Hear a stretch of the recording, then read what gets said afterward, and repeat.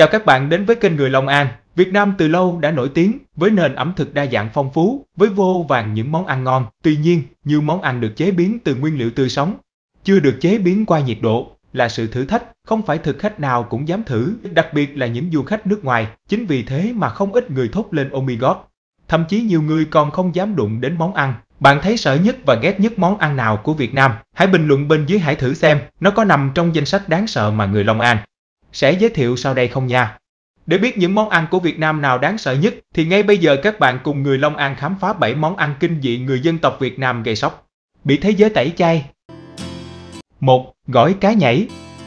Đây được xem là món ăn phổ biến, đặc sản của người Thái ở Sơn La. Món ăn trông có lẽ đơn giản nhưng lại rất kén người ăn bởi nó thách thức vị giác của thực khách. Bởi cách ăn rất lạ lùng, cá vẫn còn nhảy tanh tách trong miệng khi ăn. Bao nhiêu bạn đã từng can đảm thử qua món này? Nếu đã trải nghiệm nó, các bạn hãy cho chút ý kiến trong phần bình luận nha. Nguyên liệu chính của món ăn này là cá, nhưng phải là loại cá chép con, kích cỡ nhỏ chỉ khoảng 2 đầu ngón tay. Chúng được nuôi ở ao tự nhiên hoặc do người dân đi bắt ở sông, suối, nguồn. Cách xa khu dân cư, cá bắt về phải còn sống, thả vào chậu nước muối sạch trong 1 đến 2 tiếng đồng hồ để cá tiết ra hết những tạp chất bên trong cơ thể, sau đó thả nhanh cá vào hỗn hợp ăn kèm. Cá khi đó vẫn còn sống, vẫy mạnh nên có cái tên là cá nhảy. Mỗi người khi ăn sẽ dùng một chiếc thìa nhỏ xúc cá, kèm theo hỗn hợp rồi kèm theo gia vị rồi đưa lên miệng thưởng thức. Với những thực khách sành ăn, sẽ nhận ra hương vị độc đáo nơi đầu lưỡi, đó là vị giòn ngọt của thịt cá và vị cay của tỏi ớt. Còn với những người chưa từng biết món cá nhảy này, thì đây là món ăn đầy kinh hãi, rất khó có thể tưởng tượng ra hương vị.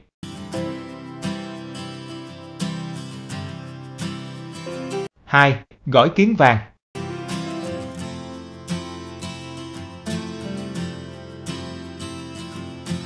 Chắc nhiều bạn sẽ không thể ngỡ ngàng khi biết được, hóa ra loài kiến hay cắn chúng ta lúc nhỏ, vậy mà có thể ăn được. Tuy nhiên nó cũng nằm trong danh sách những món ăn không phải ai cũng dám đụng đũa. Chúng ta đều biết, Tây Nguyên từ lâu đã nổi tiếng bởi những món ăn dân dã mang đậm chất núi rừng, trong đó có thể kể đến là gỏi kiến vàng của đồng bào dân tộc Rơ Măm ở huyện Sa Thầy, tỉnh Kon Tum. Một món ăn mới nghe có cảm giác ghê sợ, dù đây là thứ đặc sản độc đáo, chỉ khách quý mới được thưởng thức. Để làm món ăn này, trước tiên bạn phải chuẩn bị các gia vị với cả thịt cá sống, sau đó ra vườn tìm những tổ kiến. Khâu này khá vất vả, bởi các bạn biết rồi đấy, kiến vàng cắn rất đau, rồi vừa vũ kiến cả trứng kiến xuống thau gỏi cá.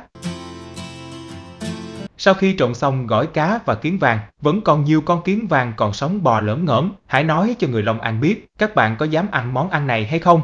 Nhìn thì trông có vẻ đáng sợ, nhưng món ăn này được đánh giá rất ngon và bổ dưỡng. Nếu bạn là khách thật sự quý thì họ mới tiếp đãi bạn món này, nên nếu bạn từ chối thì không đúng đâu nha.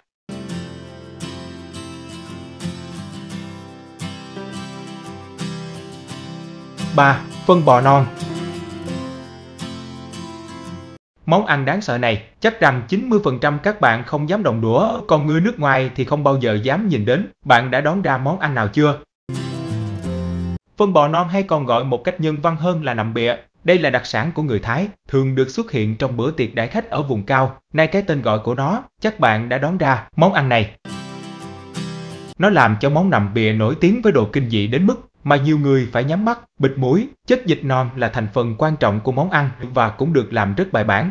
Chỉ có bà con vùng cao ở đây là làm được thôi. Ban đầu, người ta chọn đoạn ruột non mà có phần phân non ngon nhất, lấy phần non ra bát, sau đó nêm các loại gia vị đặc trưng, rồi cho thêm nội tạng như lòng, dạ dày, gan, phổi vô. Nằm bịa được dùng khi còn nóng, ăn kèm với rau sống. Đây chắc chắn không phải là một món dễ nuốt với bất kỳ ai, nhưng được đánh giá là món ăn tuyệt vời từ tinh hoa ẩm thực núi rừng Tây Bắc.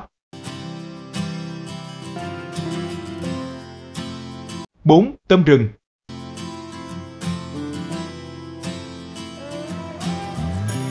Nói đến Tây Nguyên, người ta không chỉ nghĩ đến vùng đất đỏ Ba Giang hùng vĩ, cây cối bạt ngàn. Nơi đây là cái nôi của những món ăn độc đáo, thậm chí là đáng sợ. Trong số các món ăn ấy, phải kể đến món nhộng xào muồng, còn được ví như tôm rừng của vùng đất cao nguyên. Hãy nhìn xem, loài sâu muồng nhỏ, có lưng màu vàng, hai bên mình có sọc đen, mình trơn. Loài này rất háo ăn, nên con nào con nấy thường mập mạp, mà bình thường chắc hẳn bạn phải chạy dài khi gặp phải nó, chứ đừng nói mà bỏ nó vào miệng mà nhai. Thế nhưng với những người dân ED, loài sâu muồng là món ăn thơm ngon, bổ dưỡng. Sâu sau khi được bắt về, bỏ thêm một ít lá cho sâu ăn, tiếp tục để chừng nửa ngày, cho sâu tiến hóa thành nhộng, rửa thật sạch để chảo nóng già. Phi tép hành tỏi cho thơm, rồi cho tất cả cho vào xào. đảo đều để tránh nhộng bị dập nát, nêm thêm một ít muối, đường, mắm ớt hay lá chanh vào, thế là người bản địa có một món ăn tuyệt vời. Còn du khách đó đây thì lắc đầu lia lịa bởi các nguyên liệu đáng sợ và quy trình chế biến không an toàn thực phẩm chút nào.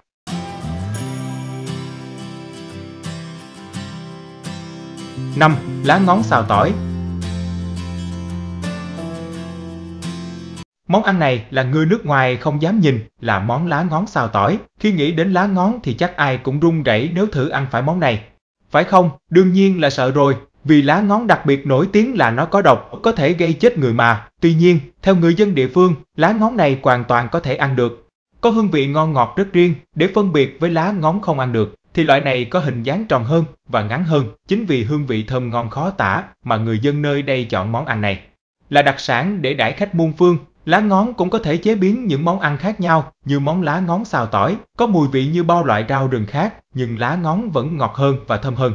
Rất nhiều khi xào với tỏi, dầu thực vật làm cho lá ngón bóng loáng, nhìn rất hấp dẫn. Cũng chính vì vậy, món ăn này trở thành đặc sản mà không thể lẫn vào đâu được, tuy thơm ngon nhưng khi nhắc đến hai chữ lá ngón thì thực khách nào cũng chạy tám hướng không dám thử. Liệu các bạn có dám thử không?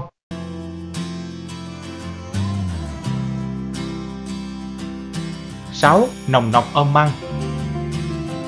Có ai mà ngờ rằng còn của loài ếch cũng có thể được người ta bắt chế biến thành món ăn đặc sản rùng rợn, làm nhiều người trong nước và cả nước ngoài phải chạy dài. Những con nòng nọc do loài ếch đá trong rừng đẻ vào các tháng mùa mưa thường béo tròn, to gần bằng ngón tay, khác hẳn nòng nọc dưới xuôi. Nòng nọc sau khi được bắt về và rửa sạch, người ta dùng dao để lấy phần ruột ra, rồi mang chế biến bằng cách nấu canh, xào sả ớt, nướng. Nhưng nổi tiếng nhất là nòng nọc ôm măng. Nguyên liệu sử dụng cho món ăn kinh dị này là măng rừng tươi. Nòng nọc bắt sống, cơm mã, hành lá, được cho vào đúng thứ tự rồi xào chung. Mới nghe thì có vẻ ngon lành, nhưng có lẽ nhiều người nghe đến nòng nọc thôi đã chẳng dám liều để thưởng thức món ăn này. Ngoài ra khi nhìn chú nòng nọc béo mọng, mềm mại, nằm ngon lành trong bát nghi ngút khói là thứ đặc sản không ít người phải ngần ngại khi lần đầu thưởng thức. 7. Sâu khoai.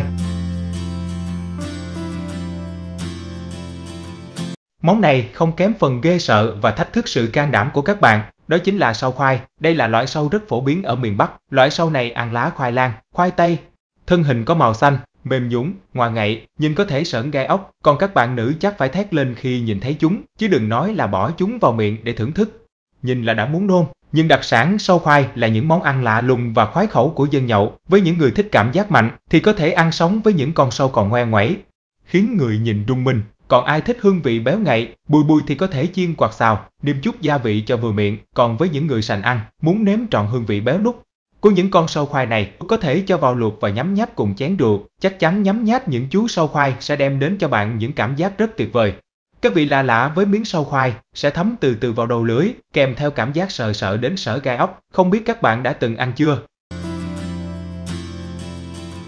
Món ăn kinh dị nào khiến bạn sợ nhất? Hãy chia sẻ cho mọi người biết nha. Nếu bạn còn biết món ăn nào của dân tộc đáng sợ, hãy bình luận bên dưới. Nhớ bấm like và đăng ký để đón xem nhiều video thú vị khác.